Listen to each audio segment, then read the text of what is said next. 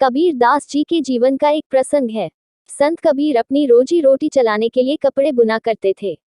एक बार दोपहर के समय जब कबीर दास जी कपड़े बुनने में लीन थे, तभी उनके द्वार पर एक भिखारी आया। भिखारी बड़ा ही भूखा प्यासा मालूम होता था। भिखारी को देखकर कबीर दास जी को बड़ी दया आई और उन्होंने उसे ठंडा पानी पिलाया। भिखारी कई दिन से भूखा था, इसलिए उसने कबीर जी से कुछ खाने को मांगा। उस समय कबीर दास जी के पास खाने की कोई सामग्री नहीं थी।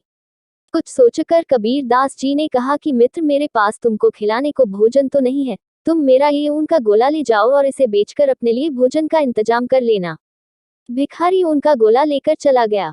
रास्ते में उसे एक तालाब दिखा। भिखारी ने ऊन का गोला निकालकर उसका एक जाल बनाया और तालाब से मछली पकड़ने की कोशिश करने लगा।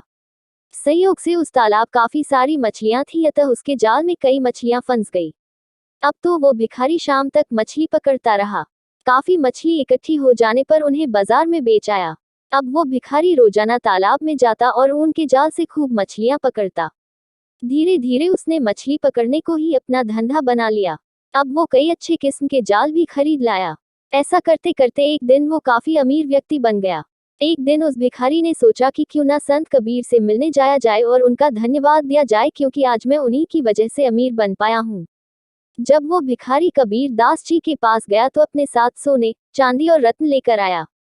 सभी सोना, चांदी और रत्न उसने कबीर जी के चरणों में लाकर रख दिए, लेकिन संत कबीर उस भिखारी को पहचान ना पाए। तब उस भिखारी ने सारी पुरानी बात याद दिलाई कि आपके उनके गोले की वजह से मैं आज इतना अमीर हो पाया। उसकी पूरी बात सुनकर संत कबीर बड़े दुखी हुए और बोले कि तुमने इतनी सारी मछलियों से उनका जीवन छीनकर पाप किया है, और क्योंकि ये सब मेरे कारण हुआ है, इसलिए तुम्हारे आधे पाप का भागीदार मैं भी बन गया हूँ। संत कबीर से उस भिखारी द्वारा दिया गया सोना, चांदी और रत्न को वापस लौटा दिया और उस भिखारी को भी पुण्य कर्म करके पश्चाताप करने का उपदेश दिया। मित्रों, हमें असहाय लोगों की मदद करनी चाहिए। दान करना सबसे बड़ा पुण्य है, लेकिन ये पुण्य तभी मान्य है जब आपका दान अच्छे कामों में इस्तेमाल हो। बुरे कामों के लिए दिया गया दान भी पाप के समान होता है और दान देने वाला भी उस पाप का भागीदार बनता है। दान दे, लेकिन सोच समझकर, ताकि आपके दान का दुरुपयोग ना हो। धन्यवाद।